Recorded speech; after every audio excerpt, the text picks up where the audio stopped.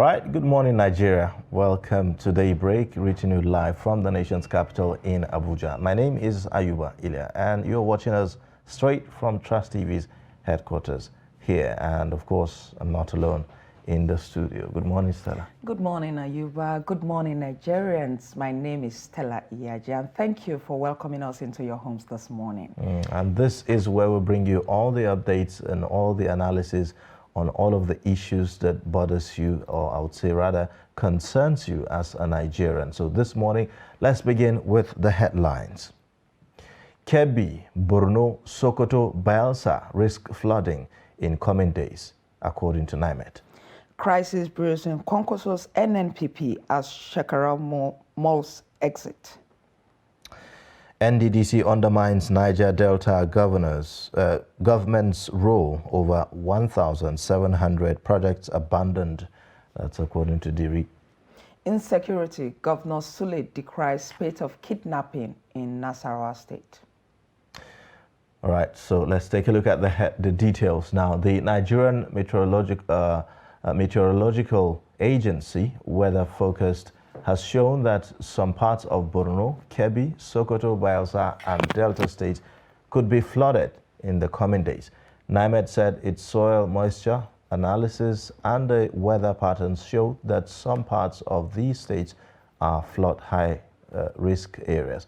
The Director General of NIMET, Professor Mansour Matazu, disclosed this in Abuja on Tuesday at a press briefing. Recall that flooding is already ravaging communities in Jigawa and Sokoto states following increased rainfall in the last few days. Hundreds of houses and swaths of farmlands have been ravaged by the flood. NIMET prediction shows that these patterns will continue in the coming days or weeks. Matazu said in the recent analysis of the soil moisture carried out in the last 48 hours showed the states were most vulnerable to flood. Now, the Nasarawa State Governor, Abdullahi Sule, has decried the spate of kidnappings across the state, expressing his administration's commitment to tackle the persistence of kidnappings in the Nasarawa-Egon local government area of the state. The governor, who was reacting over the incident involving one of his aides, a serving commissioner of Information, Culture and Tourism, Mr. Yakubu Lau, that was kidnapped on Monday night in Nasarawa-Egon by gunmen, stated that efforts are on to draft additional security personnel to the area to safeguard the lives of citizens. Sule, who was also chairing the quarterly meeting of the Nasarawa Enabling Business Environment Council at the Government House on Tuesday, warned that his administration would take stringent actions against perpetrators of crime in the state. Governor Sule, who further expressed worry, added that he had no idea that some of his commissioners did not have police escorts attached to them until the commissioner was abducted by gunmen in the local government area. All right, Bayelsa State Governor, Senator Doye Diri, has said that the governors from Niger Delta region are not allowed to play their roles as major stakeholders in the Niger Delta Development Commission. He also described the over 1,700 abandoned projects of the commission in different parts of the state as unacceptable. Speaking on Tuesday during a courtesy visit by the interim administrator of the commission, Dr. Effiong Akwa, Diri listed some of the abandoned projects to include the Angalabiri, Ebedebiri, Toru, Orwa Shore Protection Project captured in the Commission's 2022 budget, the Sabageri Polaku Bridge, the Akemfa Bridge, among others. The governor's spokesman, Daniel Alabra, in a statement quoted him as saying that the non-collaboration of the Commission with catchment states that would advise on priority projects had led to duplication and abandonment of projects. Now on to political issues. An upset is currently brewing in the new but fast-growing New Nigeria People's Party, the NNPP, following moves by other top parties to woo one of its biggest new entrants, Senator Ibrahim Shekarau, from the party. Shekarau, a two-term former governor of Kano State and current senator for Kano Central, had defected from the ruling All Progressives Congress to the NNPP led by Senator Rabi Musa Kwankwaso, also a former governor of the state, in June this year with thousands of his supporters. A development many described as a major step in the new party's move to claim Kano State from the APC. He was thereafter offered an automatic return ticket to the Senate after his defection, but it was observed that none of his associates was offered any elective position by the party in the list submitted by the party to the Independent National Electoral Commission. It was further gathered that Shekarau and his associates had continually demanded that the party implement the terms of agreement it reached with it before their defection, among which was nomination ticket for an unspecified number of the former governor's associates. All right, so let's take a look at packages now. President Muhammadu Buhari is hoping to reduce malaria prevalence and save Nigeria from an estimated economic burden of about 687 billion naira in 2022 and 2 trillion naira by 2030. To this end, he inaugurated the 16-member Nigeria End Malaria Council on Tuesday, which is headed by billionaire businessman Aliko Dangote. Kende Amodu put the reports together. A World Health Organization report of 2021 shows that Nigeria alone accounts for 27% of all cases of malaria in the world and 32% of deaths globally. The End Malaria Council will provide a platform to advocate for more funding to sustain progress made so far and put Nigeria on a pathway to ending malaria for good. President Buhari is concerned that the age-long disease has remained a major public health challenge in Nigeria. The membership of the council therefore reflects government's commitment to significantly reducing the malaria burden in the country to a level where it is no longer a public health issue. Inauguration today will therefore ensure that malaria elimination remains a priority on our agenda, with strong political commitment from leaders at all levels. The choice of Aliko Dangote to chair the council is informed by the track record of Africa's richest man in supporting initiatives on various health issues such as polio and the strengthening of primary healthcare systems. Thank you for giving me a group of hardworking, successful, and focused achievers as members of this council. Together, we will work hard to ensure that malaria elimination remains high on Nigeria's agenda with strong political commitment from leaders at all levels. We will advocate at the national and state levels to ensure sufficient funding for malaria elimination. The two ministers in the health ministry are confident that the goal of reducing the prevalence of malaria is achievable. This is because since 2010, Nigeria has recorded a continuous decline in malaria from 42% in 2010, 27% in 2015, to 23% in 2018. The milestones for 2020-2023, which include reduction of malaria deaths and sickness by 40% by the year 2020. The reduction by 75% by 2025 and reduction by 90% by 2030. The End Malaria Council has already been established in other African countries in line with the African Union Assembly Declaration for Establishment of EMCs in Africa. From State House, Abuja, Kehinde Amodu, Trust TV News. Thank you, Kehinde Amodu, for that report. Now, the Chief Executive Officer of the Media Trust Group, Munir Gwarzo, has assured that the group will continue to partner relevant stakeholders to ensure that its mandate is achieved. Gwarzo gave the assurance when he led some management staff of the group on a courtesy visit to the Corporate Affairs Commission in Abuja. Musa Luka has the report. The Media Trust Group CEO said the visit was to strengthen partnership tie with the CAC and also introduce the new management theme to the Commission. While appreciating the CAC for its patronage, Gwarzo sued for sustained partnership that will enable both organizations achieve their respective goals. The Group Executive Director, Business Development, Media Trust, Ahmad Shekarau, said the newly rebranded organization is better positioned to serve her customers using cutting-edge technology that guarantees maximum impact.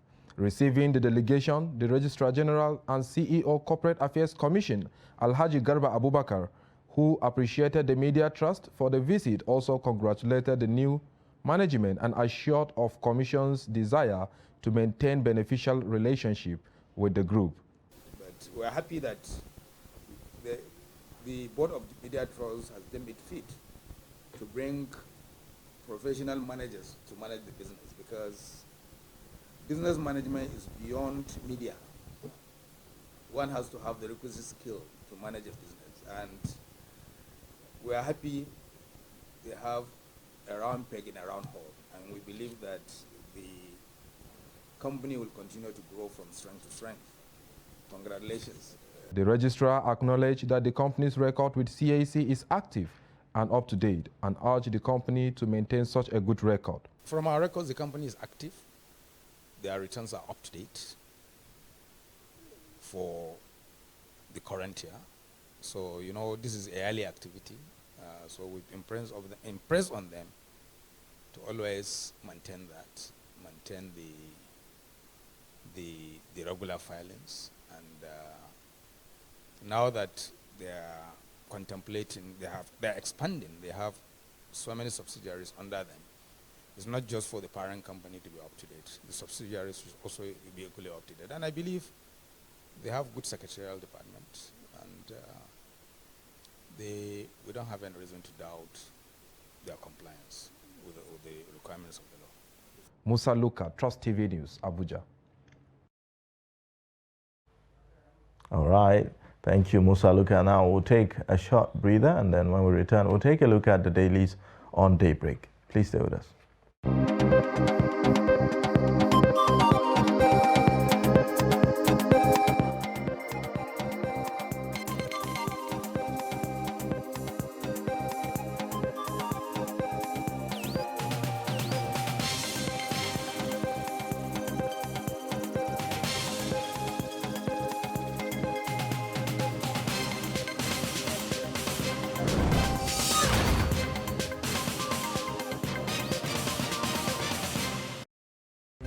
But in a situation where you find that a person look like the same, not necessarily tribal or regional. I have said that.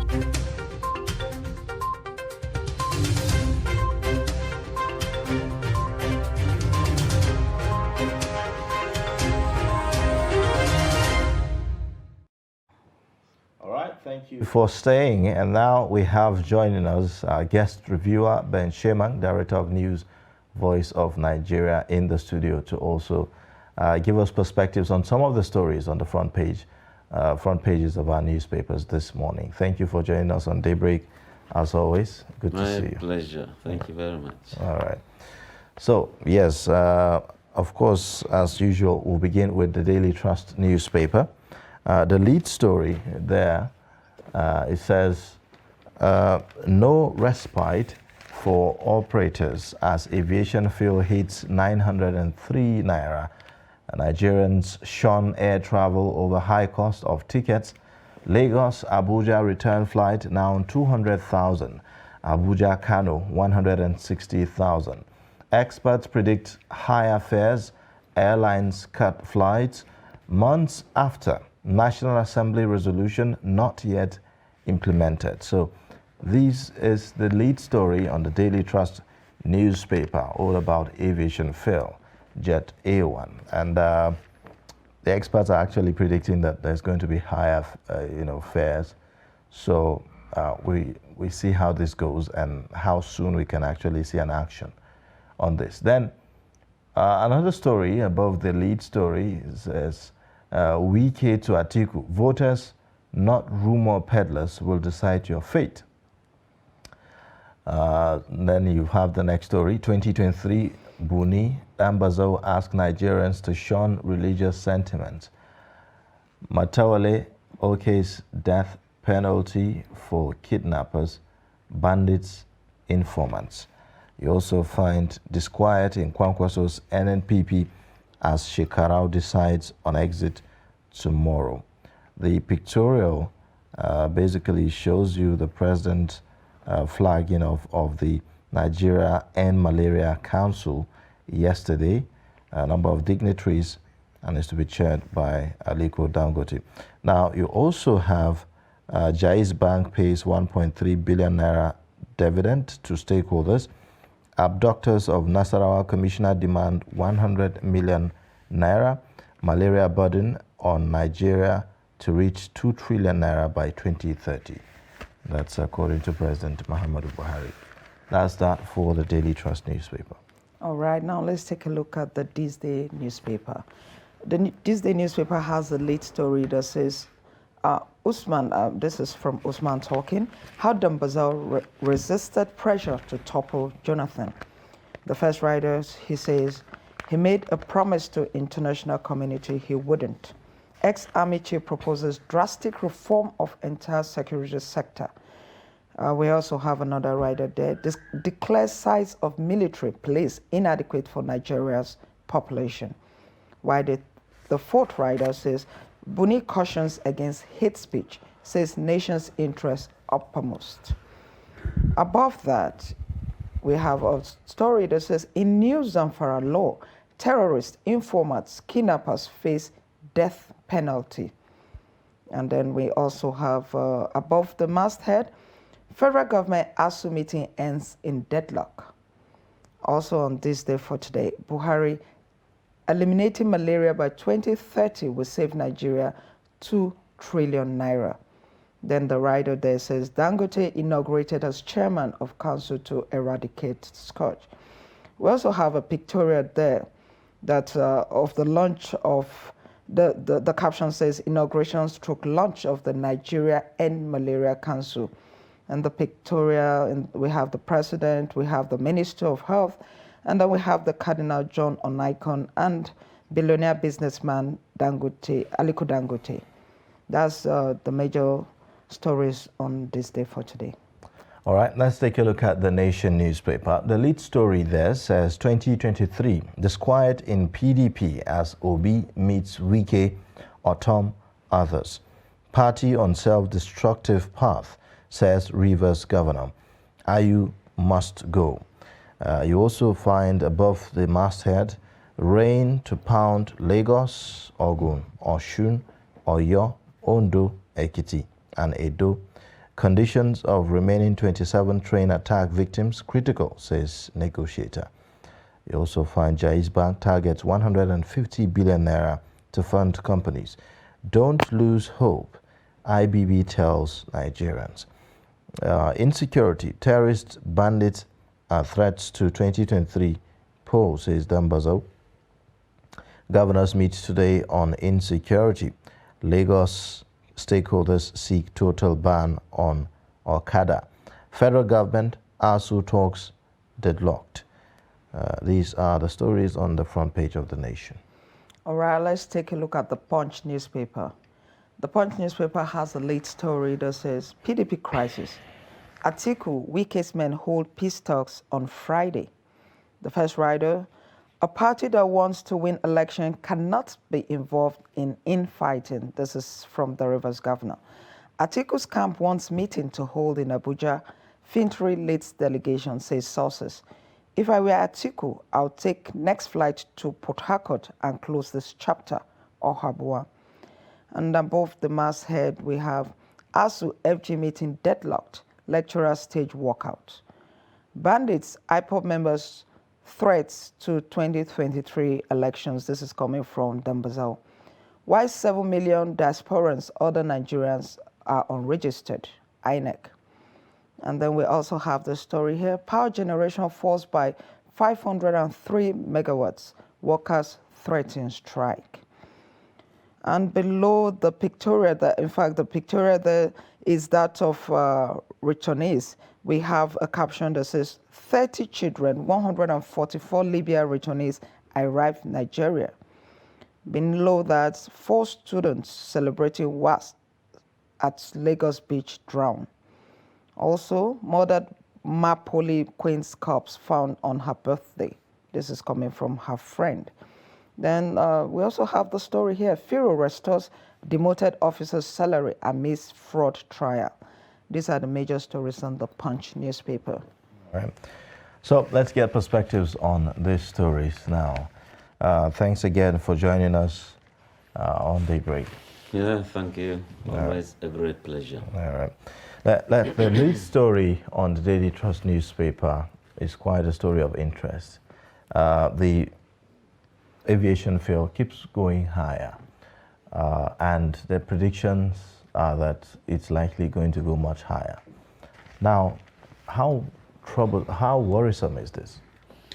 Very, very worrisome, bearing in mind that, the inflationary trend is going up and up and up. And of course, the galloping inflation, hyperinflation.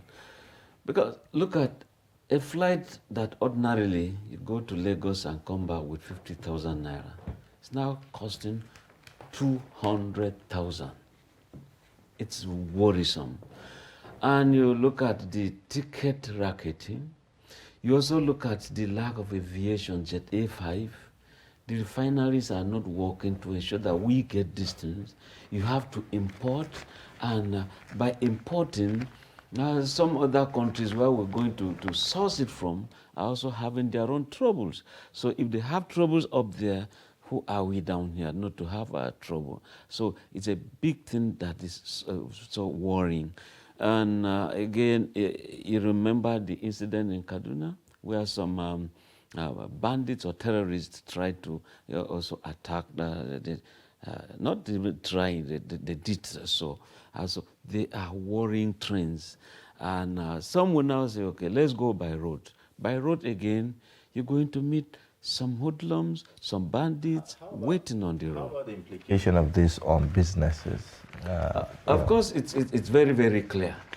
There are some people who ordinarily by now should be leaving Lagos to this place, should be leaving Port Harcourt to come to Abuja, and some are kind of to go to Kano. Of course, there will be no business transaction. That's for individuals. Now, by the time you're talking of even cargo planes, they're supposed to supply goods. They're supposed to give services. You see that they are not flying. Of course, it's going to tell much about... Mr. Sherman, the problem with the aviation sector has been on for a couple of weeks, if not months. The scarcity and the hike in the price of Jet A1 has been on for a while also. And aviation operators have met with the minister. Of course, the minister said that it wasn't something that could be tackled immediately. However, why is it that this thing, it doesn't look like anything concrete is being done? For instance, the aviation operators have said that maybe the government can start by taking away some of the taxes that they pay, that could help. And they have also said that there was also a need to remove the 5% NCAA charge that they charge them at the moment. So why is it that nothing in that line has been done till this time? I agree with you. A situation where you have scarcity, yet you are taxing some percentages, it doesn't augur well for the industry. And when you say it's been lingering for that long, it is a fact. But again, if you are talking of importation, are there some countries where we can get these things cheap and readily available? Outside that, you look at pilots. I hope they won't turn out to be taxi drivers if, again, there are even fuel for them to ply the roads. And you can imagine what will happen in terms of the unemployment.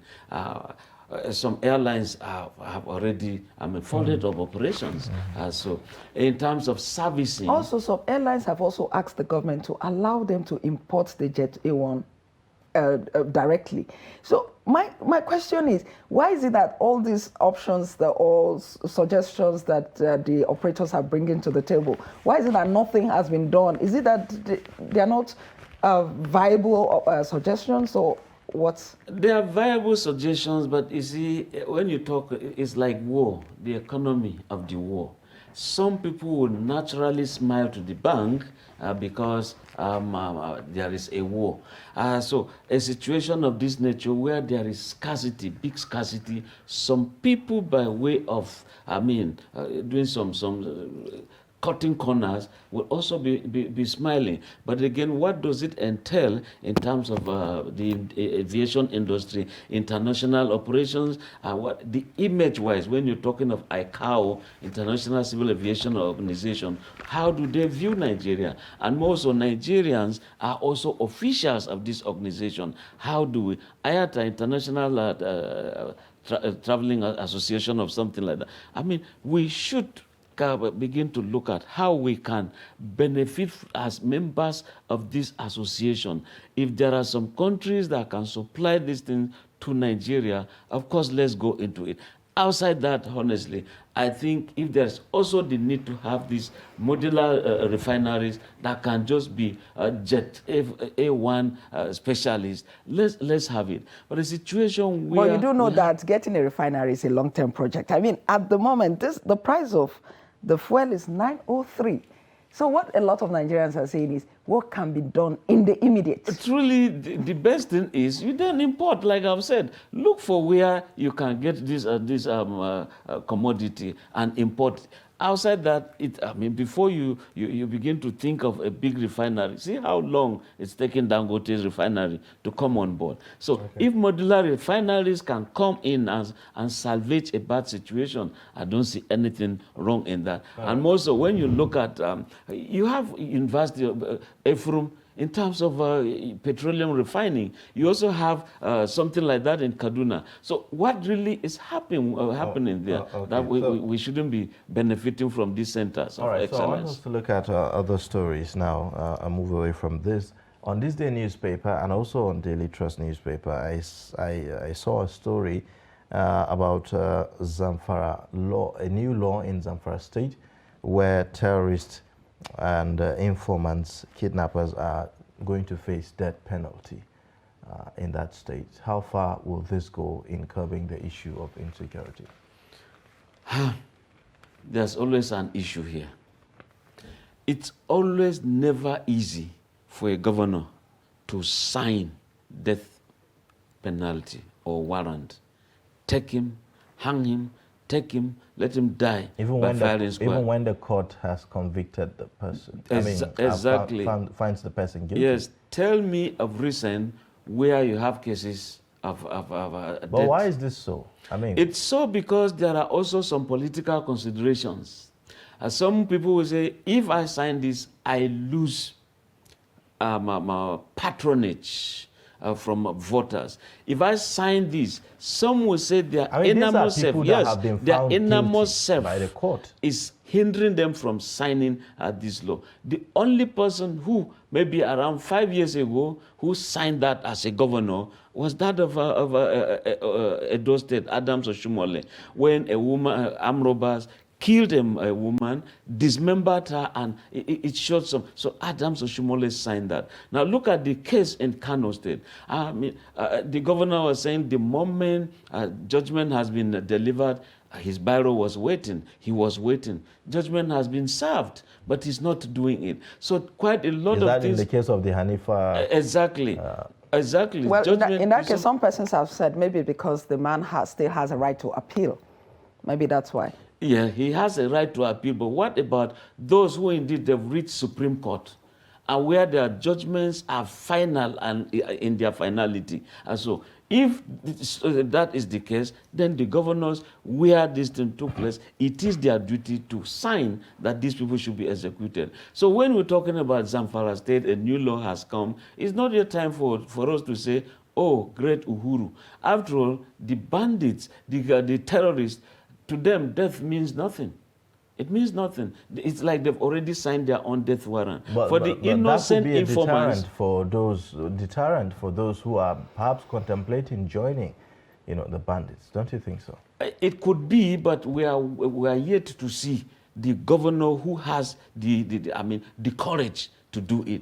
I mean, it's one thing to say, I will promise you will do this. Now the law has given you that power to do it. Now, you also, yes, Stella, you're also talking of a law where many people will go on appeal.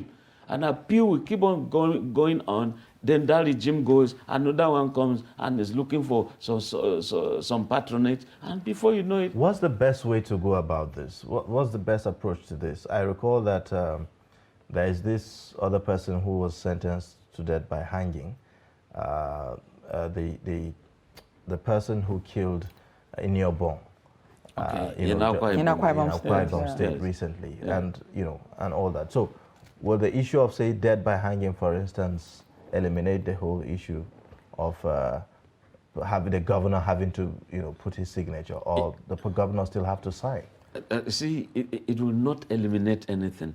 Look at those being executed, those being beheaded in some countries for carrying hard drugs, and you find out that many Nigerians are involved. Yet you see them still ferrying this thing. They still carry this, still traffic this thing to these countries where they will be killed. And so it has never a kind of served as a deterrent. But it doesn't mean that criminals should just go ahead without consequences. Exactly. See, you can put them life imprisonment and create some big prisons where indeed they can't escape.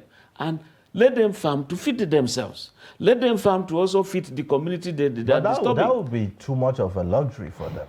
If you look at the fact that government taxpayers' money will be used, of course, to take care of them. Take care of them. No, look at the way it works. Correctional services, they all fall under exclusive legislative list. They are under the federal government. But you now find out that someone has committed a crime somewhere in a local government, in a certain ward. You just carry and throw into federal government facility. And the person is being fed. Look at delays in cases. And the governors, look, if you even have political enemies, just carry them and dump in federal government facilities. And the federal government is busy feeding and feeding and feeding. If you allow the state governors to also begin to feed these people they've brought into prisons or correctional services, at the point some senses will be brought to some people. But as it is now, they lack the political will to sign any death warrant, and it has always never happened. It was during the military era that judgment is delivered today. Within a day or two, the person is hanged, the person is either executed by a firing squad. But again, has that changed anything? You look at, it's not as if some developed world. In America, they have these lethal injections they give to some people. They give you and you die gradually. At the point, you also have even euthanasia, where some people, some kind of willful, it's a wish that I should die. Or some people have decided, give me this injection, let me just sign out and go my way. Unfortunately, today we have a very short time to do this, and so we will have to end it at this point in time. Thank you so much for joining us. Thank you very much. Yeah. Always a great pleasure. Yeah. All right, we'll take a short breather now, and then when we return, we'll take a look at other issues on the program today. Please stay. But in a situation where you find that a person look like the same, not necessarily tribal or regional. but I have said that.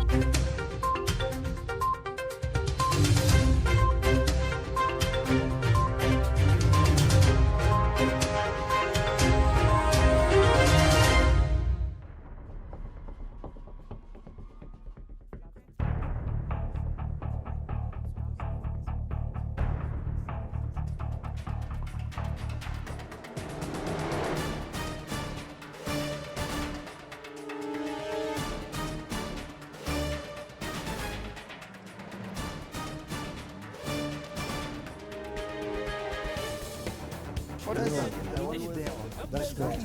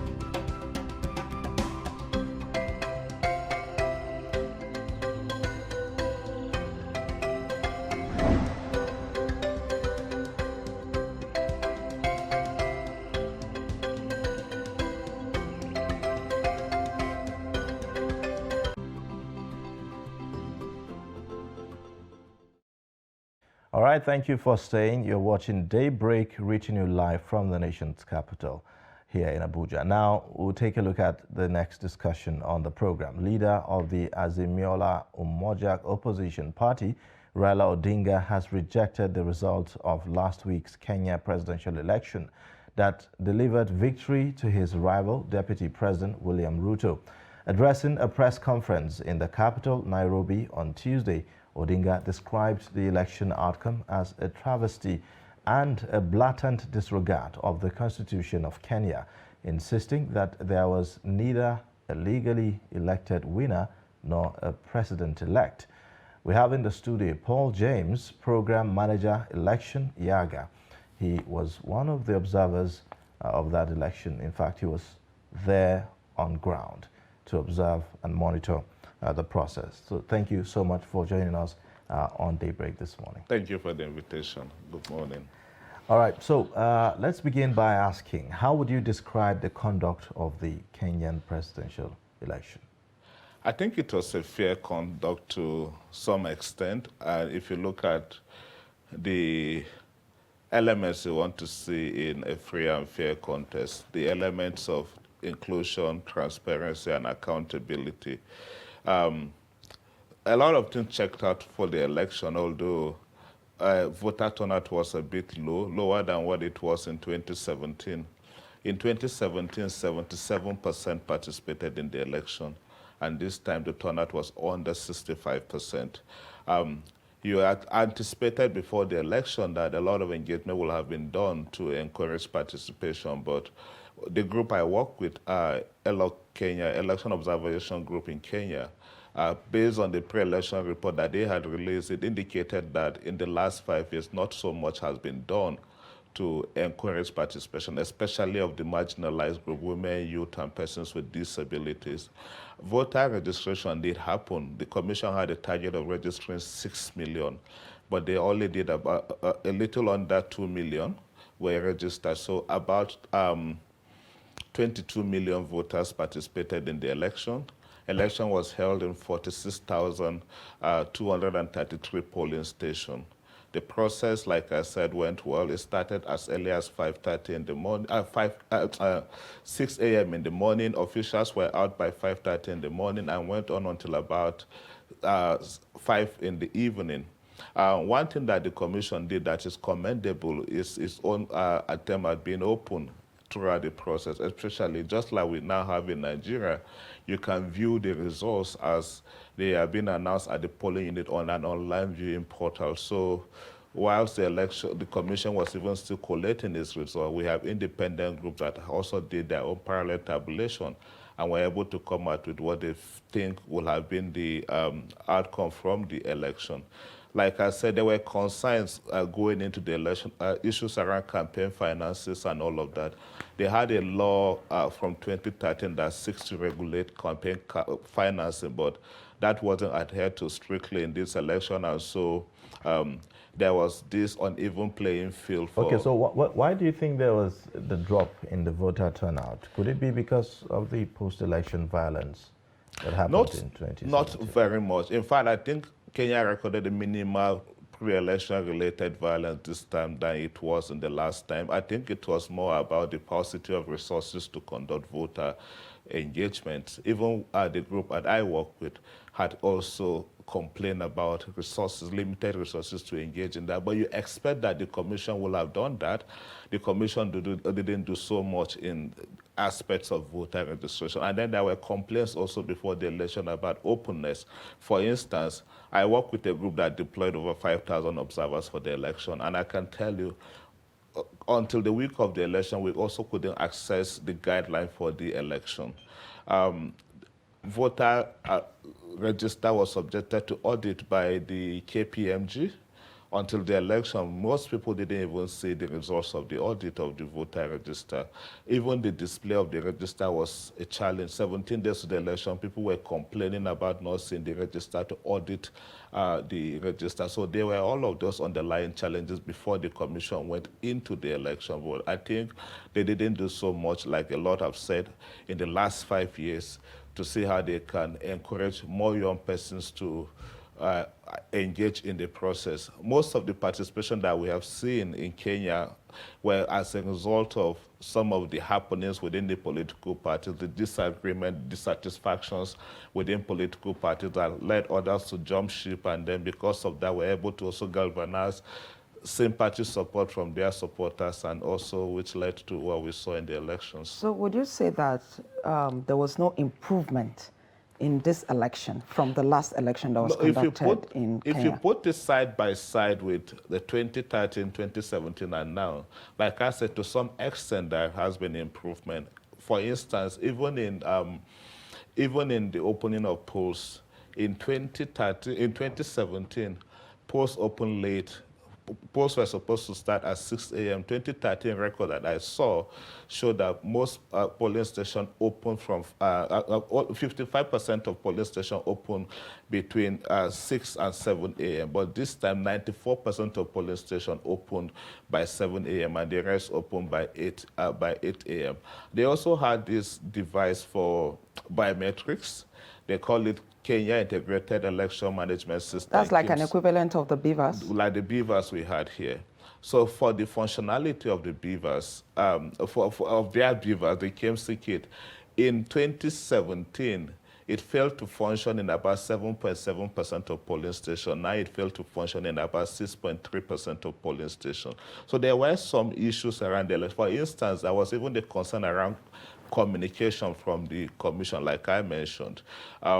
Election day, we just got to find out that, oh, the commission is not going to use the register, for instance. You wonder how are they going to accredit voters? Because the initial thought was they were going to use the register and cross off voters' name as voters come to engage the process. They decided to use a beaver, which I thought is very innovative because, of course, all your details are there. So they used a KIMS kit and everything was there. But then it was also a big concern on the part of the political parties. Everybody raised concerns to that, like they should have been properly briefed about that, because there were also instances where the beavers failed to function. So, in some places, the KIMS kit fails to function, so they had to. You think that decision could raise suspicion, right? Is that the case?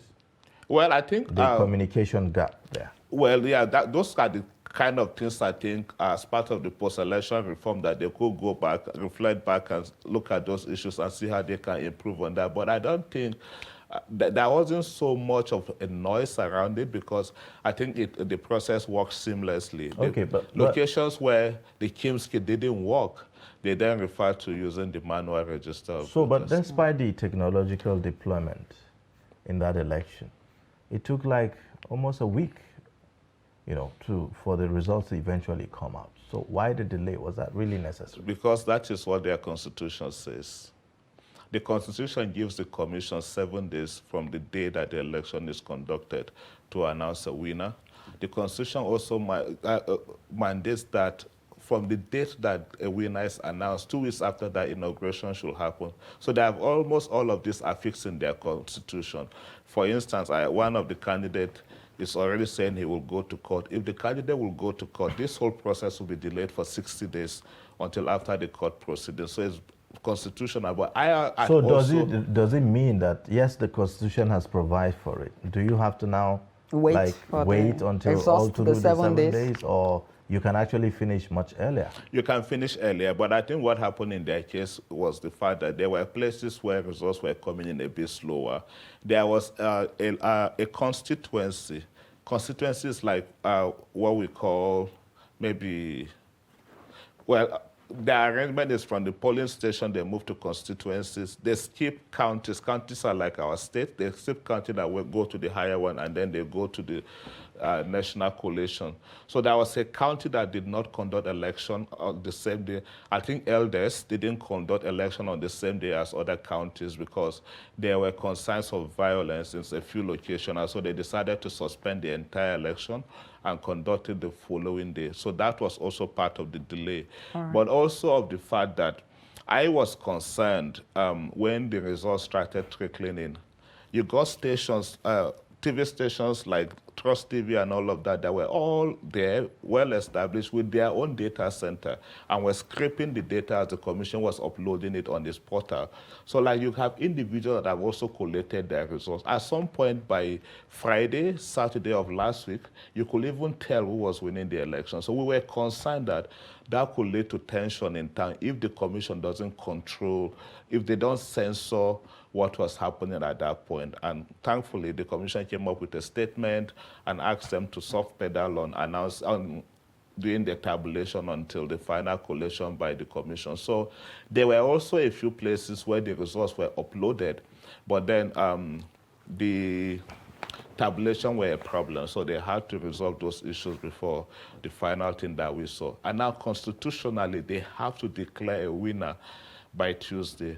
And that could have been the reason that led to the action we saw on Tuesday. All right, but I would like you to speak to this situation. The fact that 4 members of the 7-man electoral committee, or commission as it were, refused to endorse it, saying that, and the reason they gave was because, according to them, the opaque nature of the result. You were on ground. Why do you think that happened? They didn't speak about the process. They spoke about the tabulation. You should be concerned about that. They said they were going to come up with a statement after all of this is done. The follow-up statement they came up with was about putting all the figures together, and then it ended up with 100% and 1. If you see the follow-up statement from yesterday, which could happen mathematically around in error. If you go by what every of the candidate had got from the election, the Constitution said to emerge a winner, you have to have 50% plus 1 of the vote. You have to also win in 24 of the counties. That is winning a quarter of the vote in 24 of the counties, at least 24 of the counties. Both candidates won a quarter of the vote. One got in 39, one got in 34 counties. They have 47 counties. So they had both passed that mark. And then one got 50 plus 1%, one got 48.85%. Now, you also have other 2 candidates in the election that got other small vote. One about 23. 0.23, one 0.44. So when you put all of that together, you get what they were complaining about, which I thought it could happen in mathematics.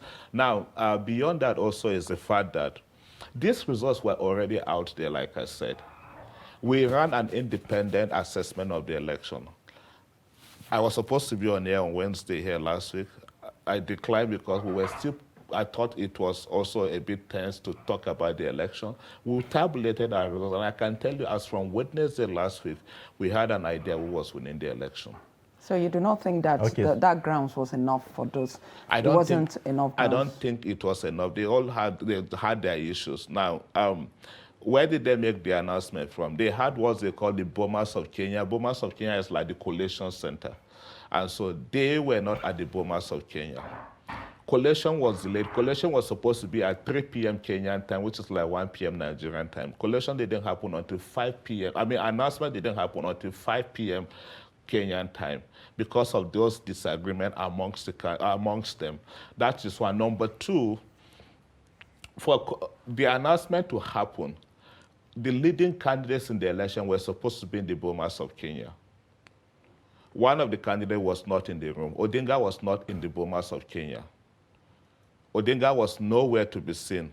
The announcement they made was from Serena Hotel. Serena Hotel is in the heart of Nairobi. Serena Hotel is also, according to what we heard, that is where Odinga had used for his campaign and also for the election. That was his accommodation for the election. So we wouldn't know whether that decision was influenced by the interaction that may have happened around there. They have their own reasons to do that. But then constitutionally in Kenya, the returning officer is the chair of the commission. And so within his right of what to do, he had done what is needed to be done. And then also they have the latitude, the commission had also permitted that anybody that is aggrieved about the process can go to the court. And that is why, like I said, if not for this, if nothing had happened, in the next 2 weeks, Kenya will have been talking about a transition, we'll be talking about a swearing in. They have almost everything planned. For instance, there's already a committee constitutionally that is planning a transition. So if this happens, they pause until the court processes are over.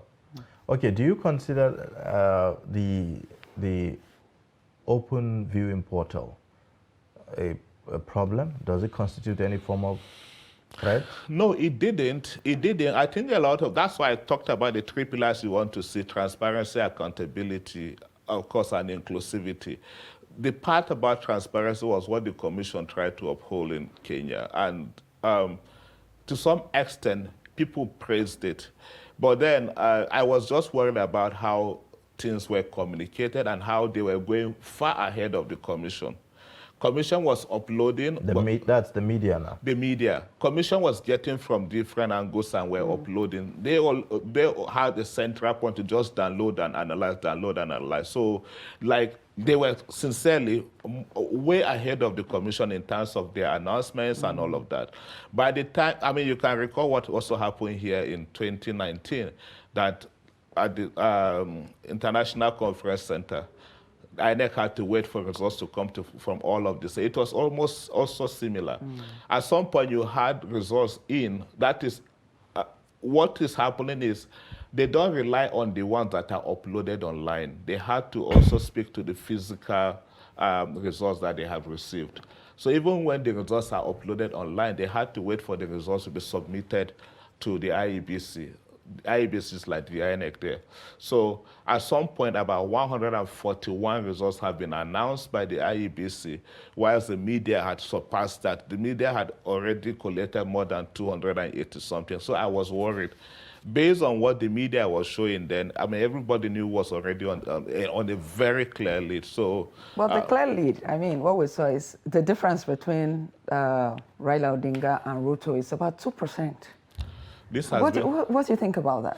This has been the same in Kenya election, like all the three elections. If you go back to the 2017, it's also similar thing between him and the incumbent president. Kenyatta. Yeah, Kenyatta now. So it's always like that. The contest is always very keen like that in Kenya. And then, I mean, the whole thing is out there.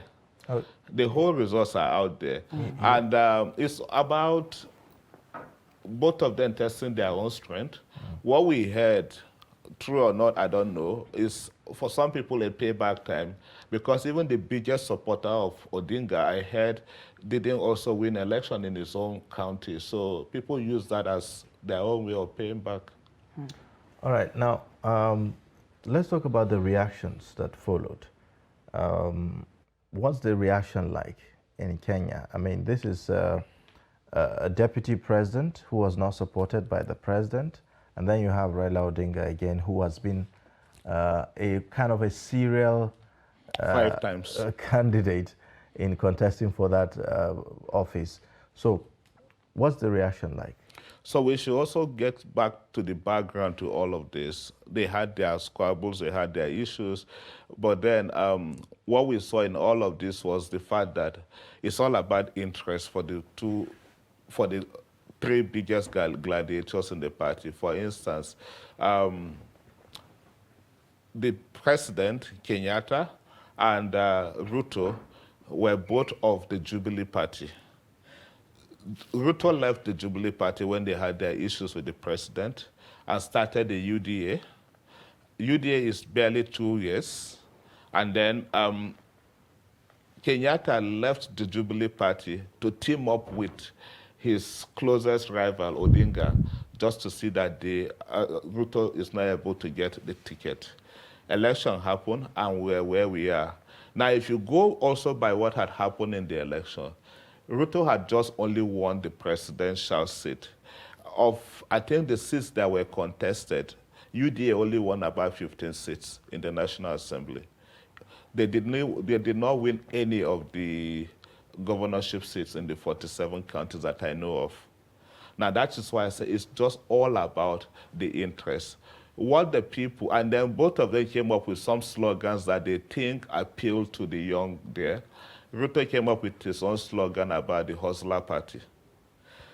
Their own is just to hustle, get the tickets and all of that. So I think it was a catchphrase that worked with the young people. So he got the support of the young. The other one, they call him Baba. People think he should get sympathy votes because Baba had contested 5 times. Baba is 77. This could be the last time for Baba.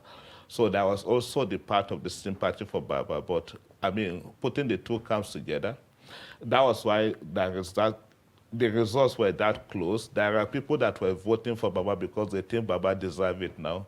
There are people that are voting for this because they don't think the seat is a monarchical seat that somebody should just inherit on the basis that somebody said it is their own time now to rule. So I think that was what played out. But in terms of also reaction, the reaction started, like I said, since Friday last week.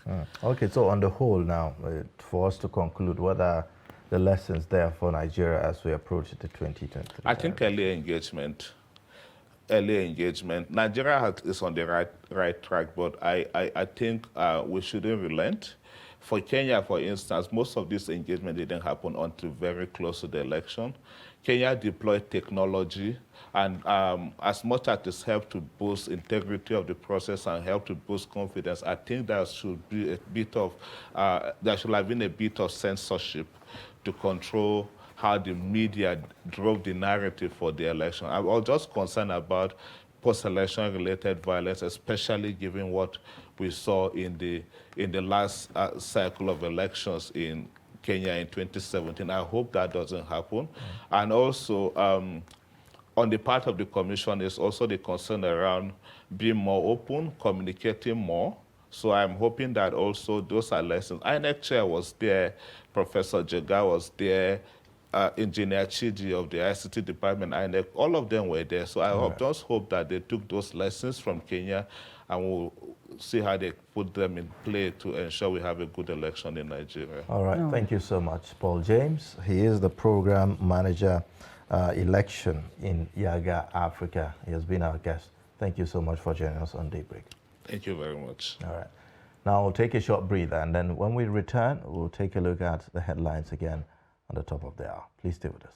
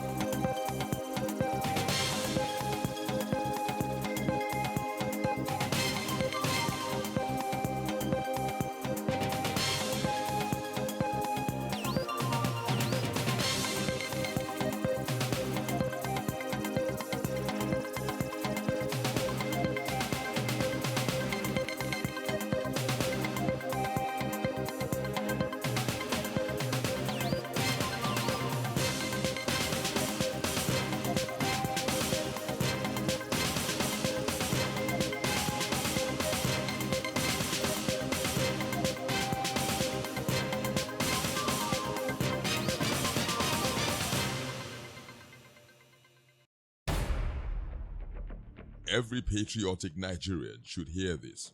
Any politician who means well for the people will never allow themselves or their supporters to engage in any violent, destructive activities. No politician who truly wants to serve the people and develop the nation will encourage his followers to destroy properties or take human lives before, during, or after the elections. The Nigerian public must watch out for these traits and isolate any politician who encourages supporters to engage in violence. No genuine politician or patriot will cause trouble and seek to destroy the very society which they aspire to lead or develop. Politicians who have the good of the people at heart will not allow themselves or their followers to engage in violence, destruction of properties, and then taking of lives. Be vigilant. By their words you shall know them. Shun violence. Stay away from politicians who want you to do so. Let's join hands to make the 2023 elections peaceful. This message is from the National Orientation Agency, NORA.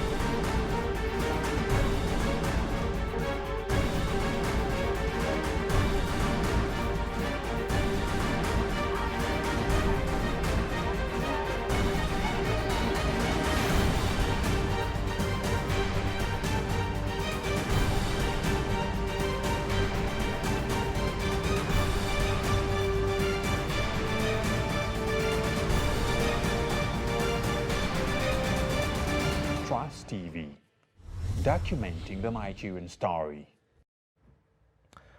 All right, thank you for staying. You're watching Daybreak, reaching you live from the nation's capital. It's top of the hour. Let's take a look at the headlines again.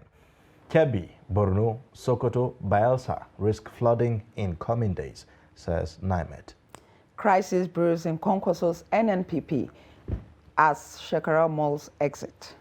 NDDC undermines Niger Delta governor's role. Over 1,700 projects abandoned, Diri says. Insecurity, Governor Sule decries spate of kidnapping in Nasarawa. Now let's take a look at the details. The Nigerian Meteorological Agency weather forecast has shown that some parts of Borno, Kebbi, Sokoto, Bayelsa and Delta states could be flooded in the coming days. NIMET said its soil moisture analysis and the weather patterns show that some parts of these states are flood high-risk areas. The Director General of NIMET, Professor Mansuru Matazu, disclosed this in Abuja on Tuesday at a press briefing. Recall that flooding is already ravaging communities in Jigawa and Sokoto states following increased rainfall in the last few days. Hundreds of houses and swaths of farmlands have been ravaged by the flood. NIMET prediction shows that these patterns will continue in the coming days or week. Matazu said in the recent analysis of the soil moisture carried out in the last 48 hours, it showed that the states were most vulnerable to flood. Now, the Nasarawa State Governor, Abdullahi Sule, has decried the spate of kidnappings across the state, expressing his administration's commitment to tackle the persistence of kidnappings in Nasarawa local government area. The governor, who was reacting over the incident involving one of his aides, a serving commissioner of Information, Culture and Tourism, Mr. Yakubu Lawa, who was kidnapped on Monday night in Nasarawa by gunmen, stated that efforts are on to draft additional security personnel to the area to safeguard the lives of citizens. Sule, who was also chairing the quarterly meeting of the Nasarawa Enabling Business Environment Council at the Government House on Tuesday, warned that his administration will take stringent actions against perpetrators of crime in the state. Governor Sule, who further expressed worry, added that he had no idea that some of his commissioners did not have police escorts attached to them, not until the Commissioner of Information, Culture and Tourism was abducted in the area. Bayelsa State Governor Senator Doye Diri has said that the governors from Niger Delta region are not allowed to play their roles as major stakeholders in the Niger Delta Development Commission. He also described the over 1,700 abandoned projects of the commission in different parts of the state as unacceptable. Speaking on Tuesday during a courtesy visit by the interim administrator of the commission, Dr. Effiong Akwa, Diri listed some of the abandoned projects to include the Angalabiri, Ebedibiri, Toru, Orwa Shore Protection Project captured in the Commission's 2022 budget, the Sabagiri Polaku Bridge, and the Akemfa Bridge, among others. The governor's spokesman, Daniel Alabra, in a statement quoted him as saying that the non-collaboration of the Commission with catchment states that will advise on priority projects had led to duplication and abandonment of projects. Now to political matters.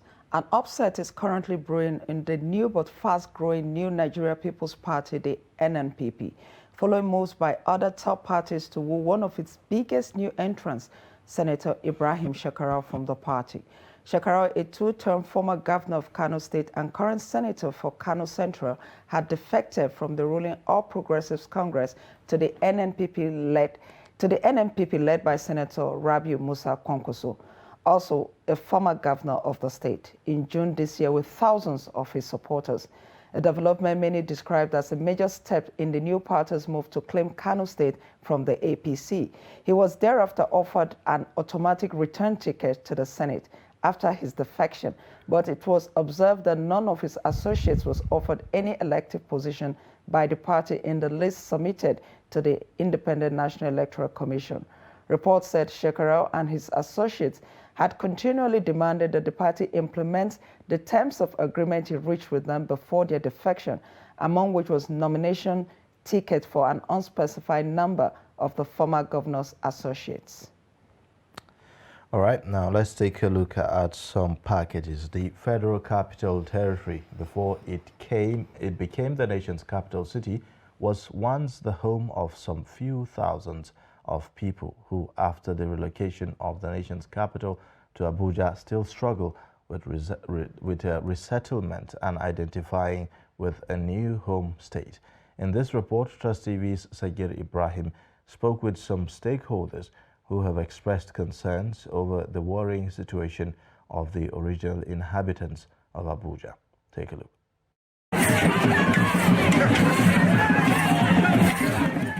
These are a cultural display of some of the different tribes who previously occupied the Federal Capital Territory. They are also known as the original inhabitants of the FCT.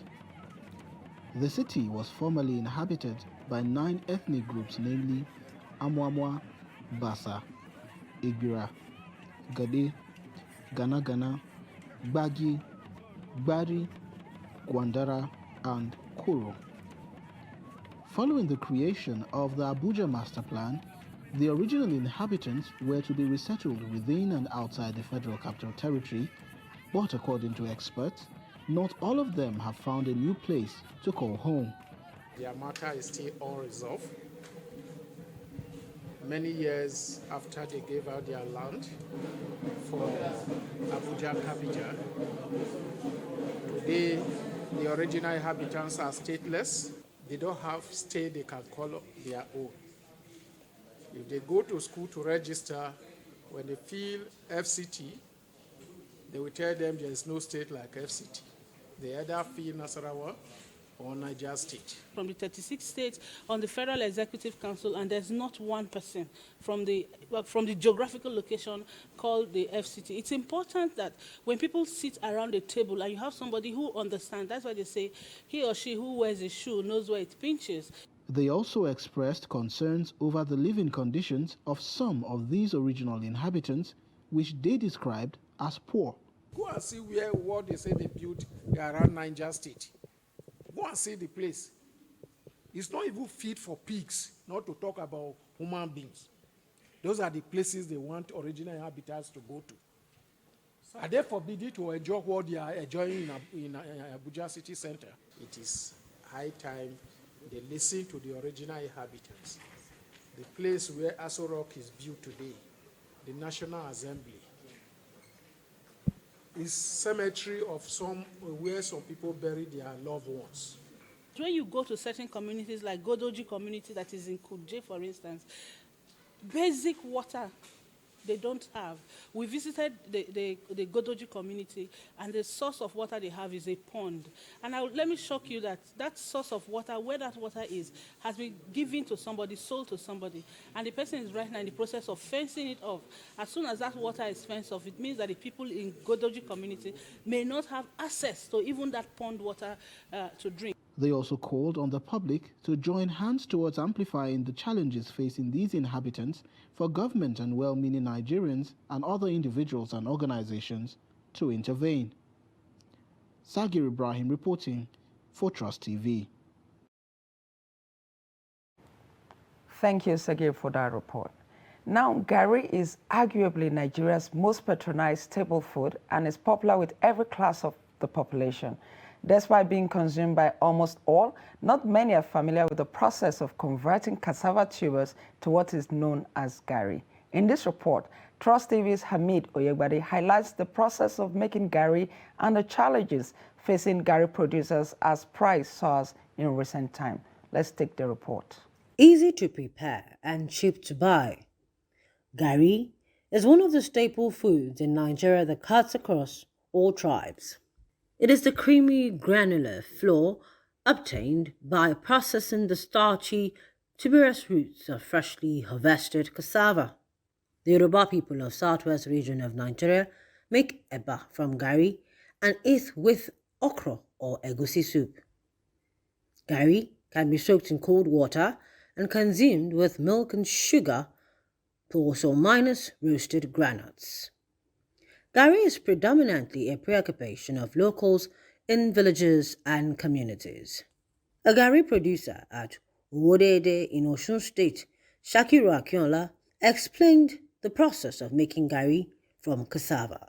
The process of making gari is not long and not difficult. So the first thing to do is to go to farm and get cassava. After getting cassava, we bring it down to this gari processing industry here. So they will now peel the gari and the cassava.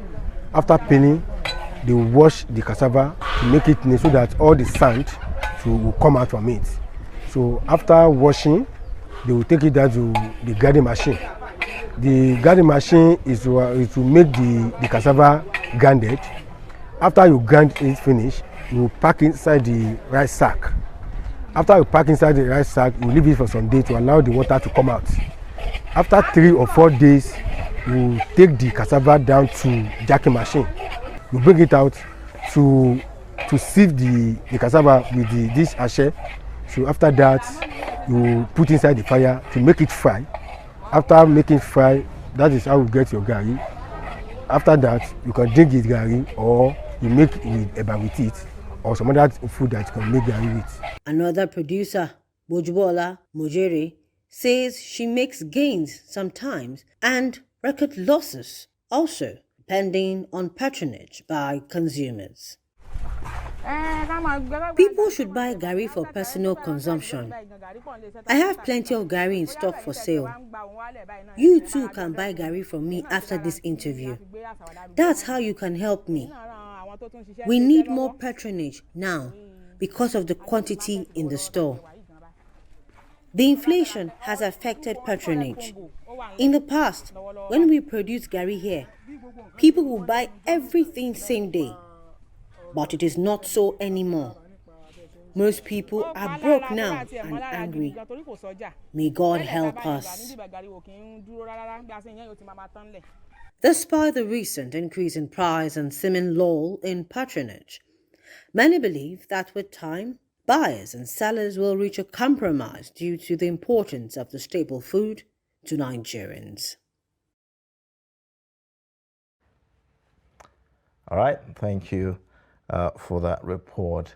Well, we'll take a look at the next discussion on the program now. Now, with the latest increase in the nation's inflation rate, the expectation is that the Monetary Policy Committee of the Central Bank of Nigeria would most likely announce a tightening in the monetary policy rate at its next meeting. The MPR currently stands at 14%, according to latest figure by the National Bureau of Statistics.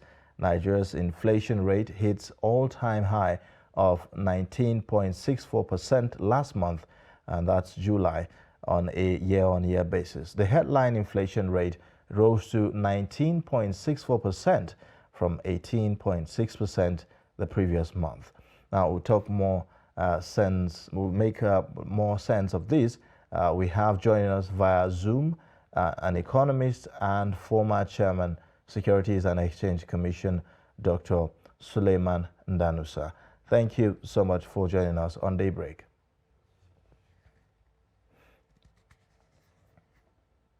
Thank you. Good morning. All right.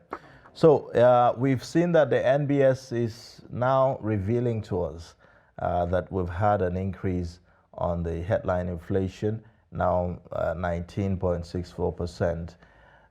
Did you see this coming?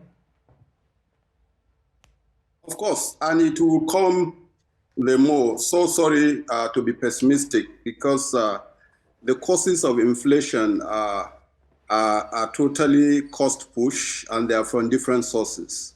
And until those causes of inflation are tackled, some of them are immediate short term, some of them are medium term, we will continue to struggle with inflation.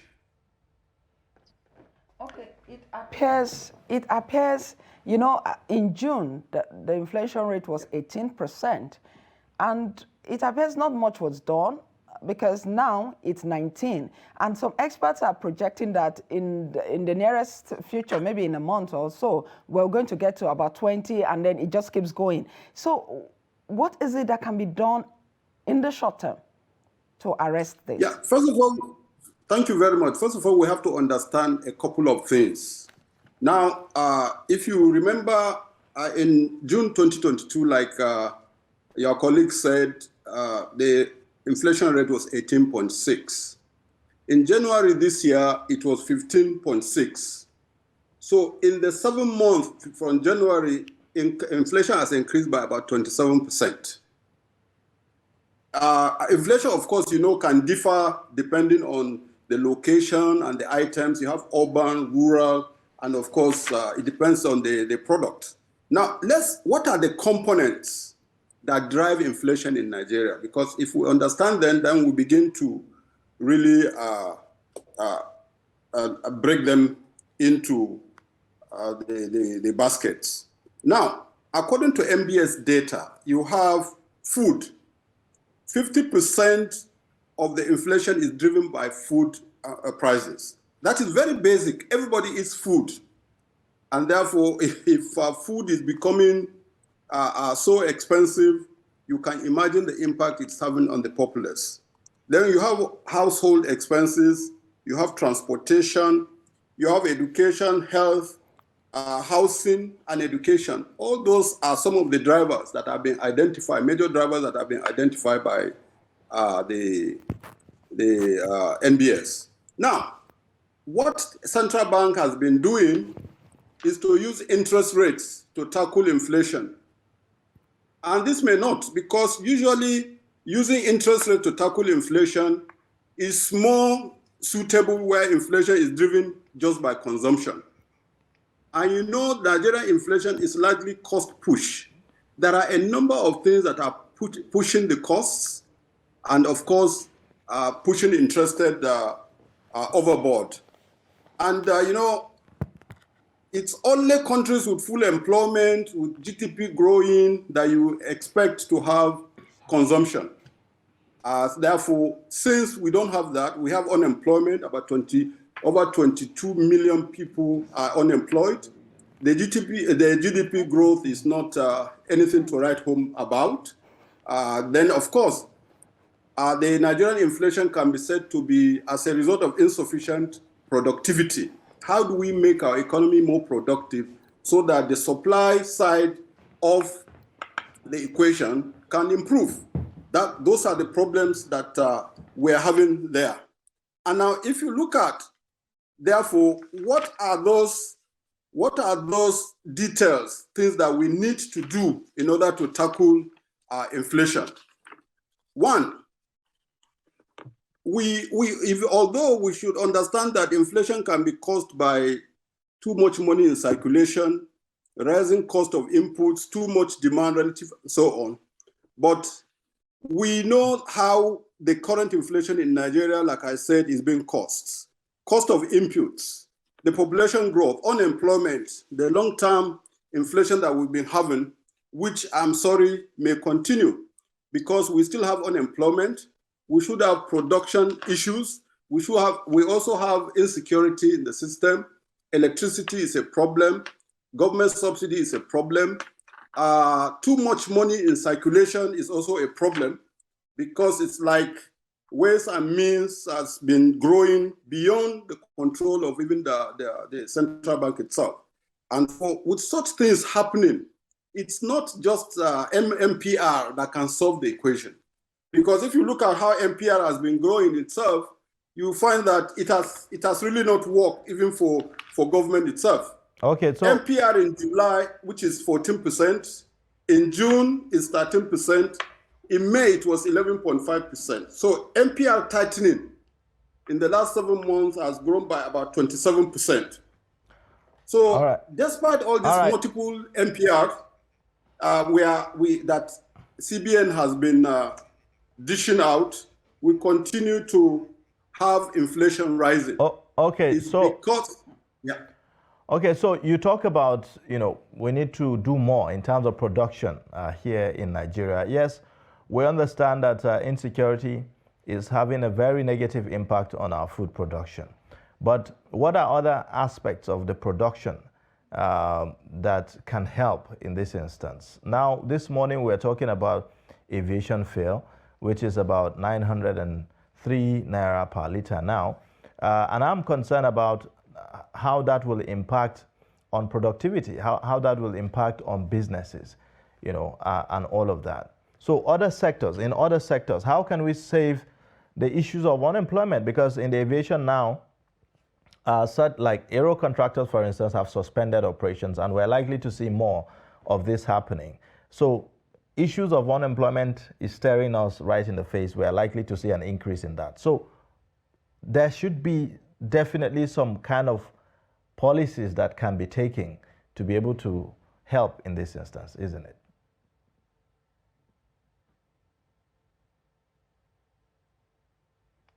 Hello? Okay. Yeah. Thank you very much. Of course, unemployment is a big issue in Nigeria. And you are right. Once the economy is not productive, it cannot absorb or employ people. And therefore, the crux of the matter is how do we make the economy productive so as to engage? One of the major employers of labor in Nigeria is agriculture. But you can see what is happening to agriculture. The rural dwellers are no longer safe to even remain on their farms. And that is, of course, increasing the food supplies, and therefore shooting the prices of food way above the reach of most families these days. Now, when you come to things like transportation, it also adds to the problem, because for an economy to be productive, the cost of taking the farm produce to the dinner table must be such that they will create a price that is affordable. But the way we see it now, even if food is cheap in Kogi, before you can get it to Kano or Lagos, because of transportation, whether by plane or by road, because of the oil, the cost of fuel, all these things add up to productivity or lack of productivity, because the prices will increase, there will be inflation.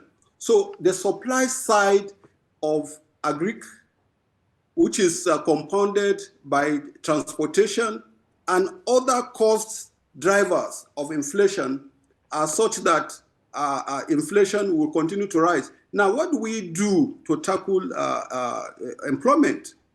The first thing we do is to get farmers and people back to the farms, and that is insecurity. The central bank cannot provide MPR for insecurity. What is important is for government to look at how we can quickly resolve the problem of insecurity in Nigeria. And if that is done, then basically, therefore, the 50% driver of inflation would have been tackled, because 50% of inflation is food inflation. So the next one is the raw materials that are provided from the farms. Okay, if the supply is low because of insecurity, if the supply is low because of cost of production, obviously it will affect prices for raw materials and it will affect manufacturing. Then foreign exchange itself is affected by inflation. And therefore, for those who want to import some of the inputs from abroad or equipment from abroad, it's becoming so expensive that they can't get to do it, particularly the airlines, etc. Then the aviation fuel, we know a lot of them are even imported. We import not only the petrol that we use for our vehicles locally, but we also import aviation fuel. And with the cost of foreign exchange, it is becoming more and more difficult for even the airlines. And therefore, I'm not surprised that some of the airlines are beginning to close down. So the more such airlines close down, the more it affects mobility, the more it affects employment of people. So it's a vicious cycle. So what government must do is to actually, it appears the policy makers are making their decision in silos. There is a need for central bank monetary policy, fiscal policy, and then, of course, other arms of government to sit down to look at all the issues together so that any decision that they take will actually be more coordinated, more kind of symbiotic in resolving the issues. If we don't do that, we'll continue to have conflicts of policies and, of course, further deteriorate the situation in our economy. All right, Dr. Ndanusa, you have talked about lots of things that can be done, but some of them look like things that cannot be done in the immediate. Some of them look like things that will take some time, the insecurity situation. Of course, if they're going to tackle it, which they are in the process of doing, it's going to take some time. Now, what will you advise the economic team or the managers of the economy to do immediately? Like if they were to meet today, what are the things they should be looking at? And what are the immediate solutions they can come up with while also coming up with things in the long term? But the immediate thing to arrest the inflation while looking at sustaining whatever they have arrested at this point. Well, let me say there are no easy ways out, but of course they can attempt to do that because we have left what we should have done long time before now, and it's just like a tailor. If you take your clothes to a tailor for him to kind of mend, it depends on the complexity of what he needs to mend. Otherwise, he will spend a whole lot of time trying to juggle how to make sure that your dress is properly put back to function. So what I see the economic team doing, number one, is what are those leakages that we have? What are those priorities that we need to put on the table? And what are those areas that we can easily affect majority of Nigerians? The kind of interventions that we are having, both social intervention, central bank intervention, they are intervention, but we don't know how impactful these interventions are immediately. Even if they are for a while, it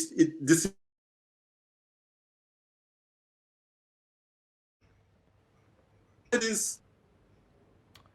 Unfortunately, it appears that we have okay. So you can just round up your thoughts. To make it easy. Government intervenes in a coordinated fashion to make it easier for the large population to begin to have some ease. Number two, security, you can't, I just don't see how we're going to get out of this thing so easily if we don't tackle this security situation frontally. Because if you look at the majority of Nigerians, they depend on their lands, they depend on their farms and agric. And agric is the source of a driver of inflation in Nigeria. Once we can tackle production in the agric sector, we will tackle 50% of the driver of inflation in Nigeria. So security is a no. We have to go in there and make sure that, and that can be done. Why should it take a long time for security to be threatened if we know that is one of the major panacea for our economic survival? All right. Why can't we get ourselves back security-wise? All right. All right. Thank you so much for joining us on Daybreak and sharing your perspectives with us. We appreciate you joining. Thank you. Yeah. Dr. Suleiman Ndanusa, former Managing Director of Spring Bank, our guest there. Now, we'll take a short breather, and then when we return, we'll take a look at another discussion on the program. Please stay with us.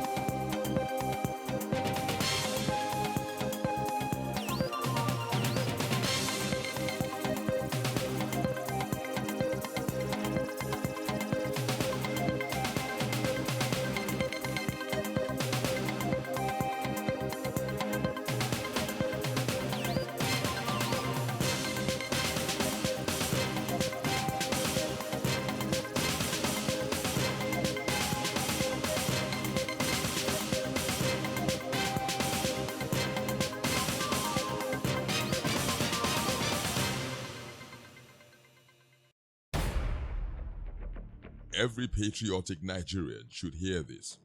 Any politician who means well for the people will never allow themselves or their supporters to engage in any violent, destructive activities.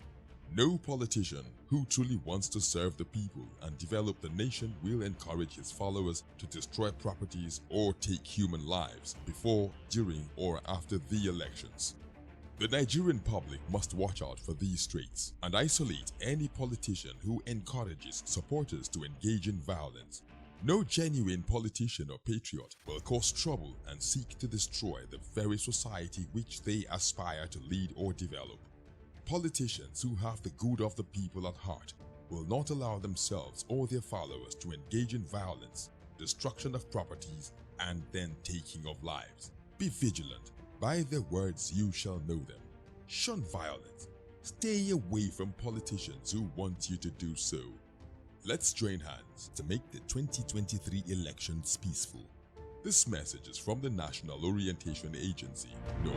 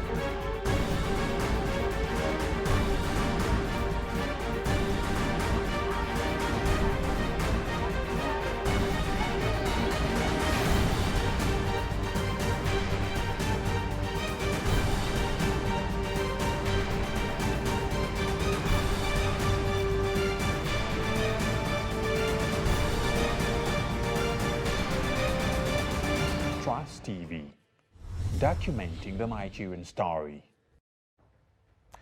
All right, thank you for staying. You're watching Daybreak, reaching you live from the nation's capital. Now, we'll take a look at the next discussion. Leadership issue is at the heart of the challenges facing Nigeria at the moment, and indeed, it is also the solution.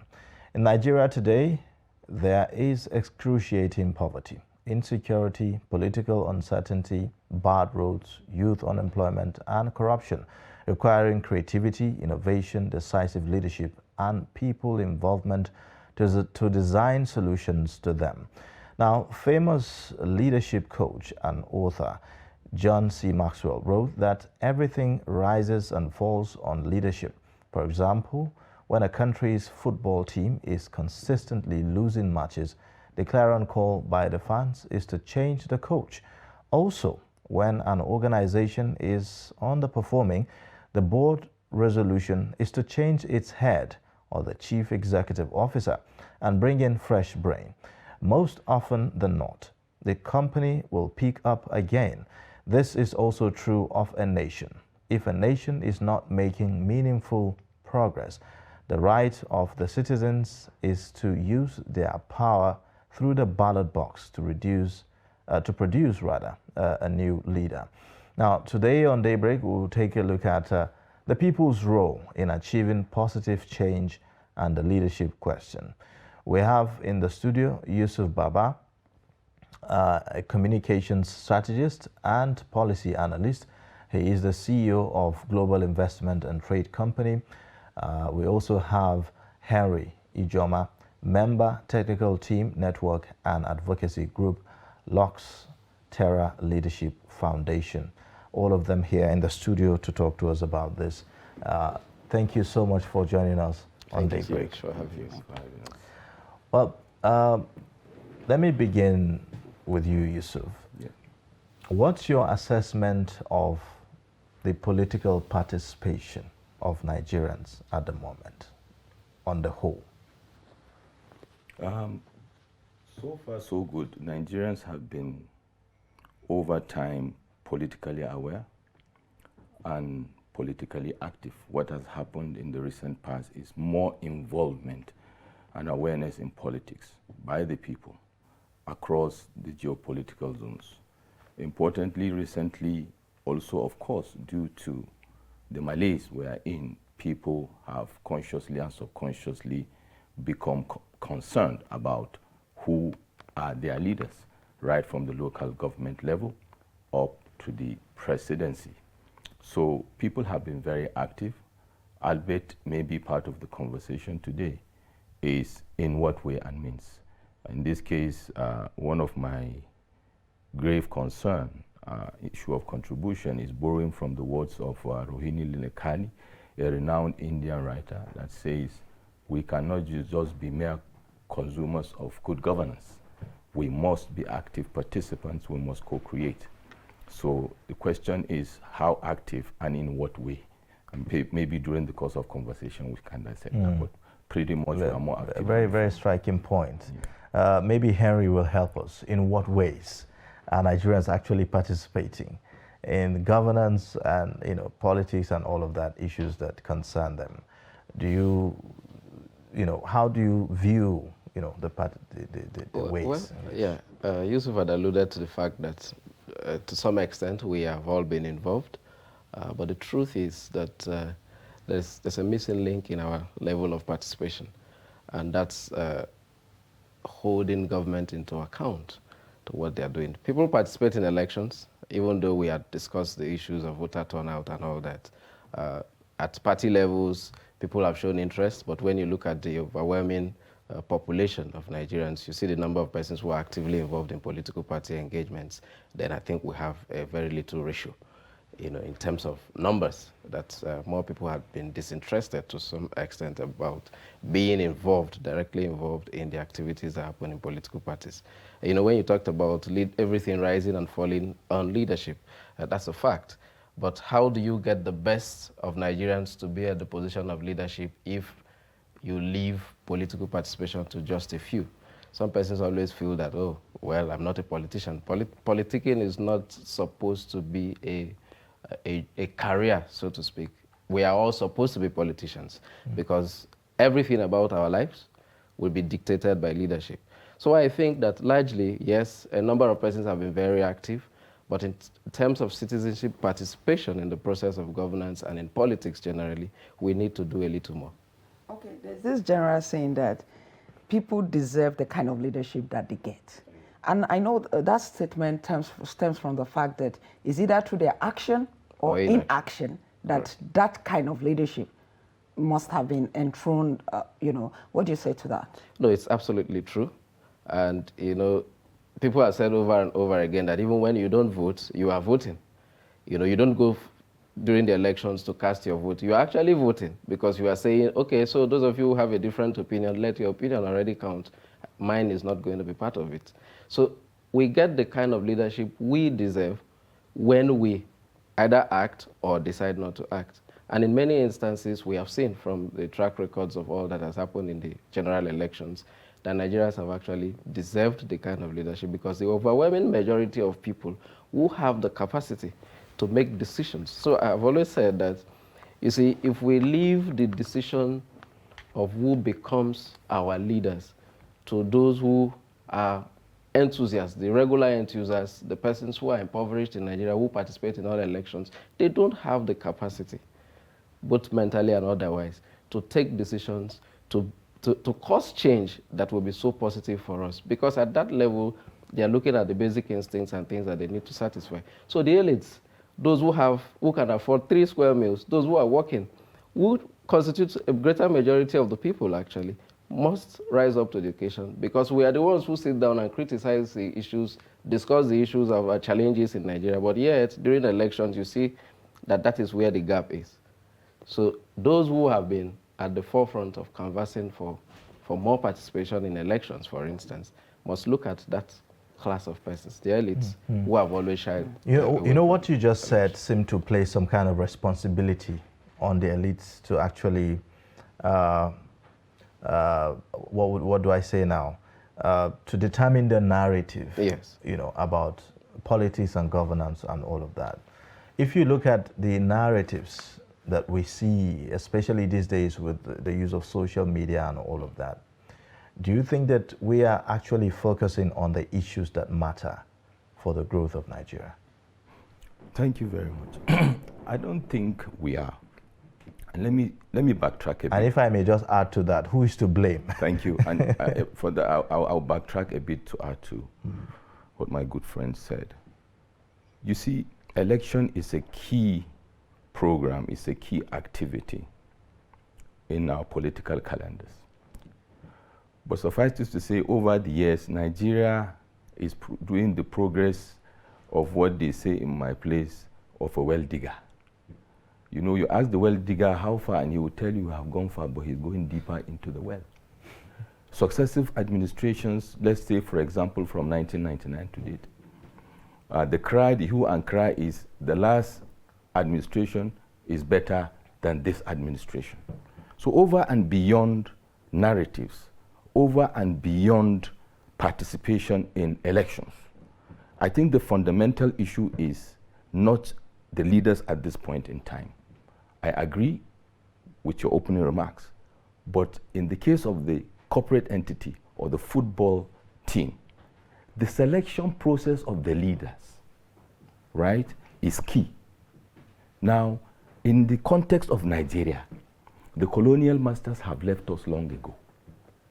The emergence of leaders through a democratic process means that these leaders are a product of a society. And like Madam said, in most cases, we agree, even religiously, that most times people get the leaders that they deserve, or leaders are a reflection of societies. And I believe one of the things we as Nigerians should also inculcate or recognize and inculcate is going through the body movement of elections and selecting those political enthusiasts is not the solution. Fundamentally, we as a people must recognize that our daily activities, how we engage at homes, at churches, at mosques, also dovetails into what we produce as leaders. In other words, the leaders are our products, our uncles, our fathers, our aunties, our aunts. And that is why beyond elections also, holding government to account is a factor of holding ourselves individually and collectively to account. For example, after elections, you have a situation whereby, and it applies to all spread of geopolitical zones, ethnicity and whatever. The notion of it is our turn. You know, the moment I get elected in political office, my parents, my immediate family are looking at this as an opportunity. And it becomes a moral burden on me, rather than giving me the mandate to represent the family effectively by delivering good governance, but rather making demands of me that will actually compromise my position ab initio, including religious leaders. So, to my mind, while we are tasking and challenging the leaders, we should also look inwards on the process. And the process starts from the homes, and that is why the critical failure factor of our polity is the erosion of our value systems over time, which we should start looking at also while we are challenging leadership. Today, for example, we know, according to the 2020 population estimate of Nigeria, we're over 200 million people. 70% of this population is youth under the age of 30.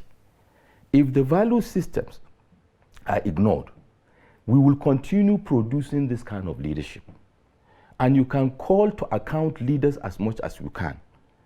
If you don't deal with these fundamental issues, moving forward, we will continue retrogressing. All right, you mentioned something, the fact that moral burden, the fact that when somebody becomes a leader, there's that pressure from the home front and all of that, because they expect you to deliver for them first, you know, and all that. And so I'm coming back to Mr. Ojomo. It comes back to the thinking of the average youth at the moment. I mean, the population gives it to them that we have a higher number of youth.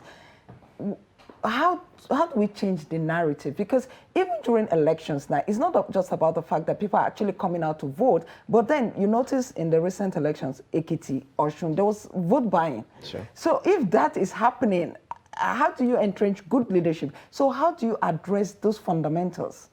Because I think it's the fundamental issue will be the capacity of the individuals to think. we have a problem of human capital development. And it's key. You cannot have a good society if the individuals are not good. And the individuals can only be good if they have the capacity to think and act right. I work a lot with young people, and I'm telling you for a fact that we have a problem in our hand. We have young people who do not have a sense of direction, do not have a sense of individual fulfillment, personal fulfillment, up to the point that they do not know where to go. And funny part of it is that a lot of them are looking for direction, but they are closest to their peers who themselves need some kind of guidance. So you end up with a circle of people who are influencing each other, and yet none of them knows where they're headed. So we have a serious burden on us to put energy and time into developing our human capital. There's a whole lot to be done. When we work with some of these young people, I tell you, you'll be wondering sometimes, like, what's going on here? What's going on? So you see that there's a continuous decline in our capacity. All right. So now, you mentioned the issue of the recruitment process, the selection process of leaders. And I want to talk about the structure of selecting leaders in Nigeria. Do you think that there's a challenge with the structure on how we actually get to recruit political leadership? By structure, do you mean the political party or I mean the framework. So say the legal framework, for instance, INEC, the electoral laws, and all of that, and then the party structures, the way they are run.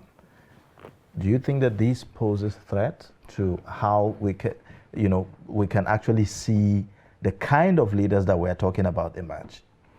To be honest, I'm one of the people that believes one of the critical issues with Nigeria is not lack of enabling laws or structures or process, but the actioning of these processes or the integrity of the process itself. We have a constitution, as it were, that we are operating, and the enabling bodies are there as well. But the action of the politicians, and like Madam said, even we, the electorate, compromise those structures and processes. Regulations, laws are there. I believe largely they are okay. But how we are able to use them or abuse them is the critical issue, which goes back to what we are talking about. The critical players themselves, we saw across the parties, all the primaries and all the activities going on, and we can see clearly that the structure largely is there need for improvement, yes, but have we even really effectively and efficiently, used these processes, to say, based on that we can improve? I tell you, you can bring the best structure or process in the world here in Nigeria. Until we deal with these fundamental issues of the people issue, like we're having a discussion somewhere, I say, it's not just a leadership issue, what I call the we issue. The Nigerian issue is not just the they issue, the leaders, but a we issue. You mentioned INEC, and all other enabling bodies, including the people, are run by we Nigerians, not by foreigners. And each and every one of us within the value chain of our polity has a critical role to play. One person drops the ball, and there's a chain reaction that is catalytic and that is negative, with negative consequences. Okay, but there's this issue in Nigeria today that there are certain people that have been, as it were, positioned for leadership. And by position, I mean they are the ones that people know. Yes. They are the ones that have the money. Yes. Meanwhile, they are not necessarily, sometimes people say those people are not necessarily the leadership materials. Yes. So how is it possible? How can other people, unknown persons, when Nigeria ever get to that point where maybe an unknown person who has leadership quality can be selected by the people, like you said, a we problem, right? So can be selected by the people, even if he's not popular, he doesn't have the money, I'm sorry, can I respond to this? You see, it's a paradox of a situation, right? Like you rightly said, can we get there? The answer is yes, but who can be able to do that? It is we, the people. This scenario you painted is what is there. If a Mr. A now that is man of integrity, that has, is good enough to contest for elections in Nigeria, goes to his own kith and kin to contest, and stands on the podium and gathers people to say, these are the things I want to deliver. You know me, I'm a good man, I can do this and that. The immediate family and the immediate constituency reaction is, who is this person? What does he have? Now, that is what, going back to the fundamental issue of value systems. What do we want as a people? And that is why I call it a paradox of a situation. Nigerians want the best, but do they understand what it takes to get the best? What it takes to get the best, it starts from you and me. Very critical question. So in rounding up, I would like to ask, and I would give each of you maybe a minute to, say the role of other stakeholders in this, the role of interest groups, civil society organizations, religious organizations in, helping, or I would say in setting the agenda, the things that matter for Nigerians as a whole. Because sometimes it appears as if they are even more of a problem, than solution. So, if you may, Henry. Yeah. Okay. So I just taking it from where Yusuf stopped is the fact that the reason why you will not, we are seeing people resist any form of reinvention, for our country is because we have been serially deceived, as it were. So people have come to think that nothing good can come out of our political processes. So I think putting it back to the stakeholders will be that we have a role to play in communicating the need and the implications of change adequately to the people, to the point where they now begin to desire it. If people desire change sincerely, they will work for it. And that's where our role, people in the religious faith, people in civil societies, will have to be to communicate well enough the need for change and the implications, and where our responsibilities, our mutual commitments will have to tie neatly to the change that we desire as a country. Until we desire that change, we will not work for it. All right. Yeah, it's correct. But also added to that, the sincerity of purpose. Like you rightly mentioned, with all due respect to the institutions, religious and otherwise, we have seen clearly in some cases, politicizing of some of the roles that should rather be, guiding lights, if you like, for the people, that have become politicized and vehicles, for the vested interests. So we pray and hope that there will be a sincerity of purpose for these critical stakeholders.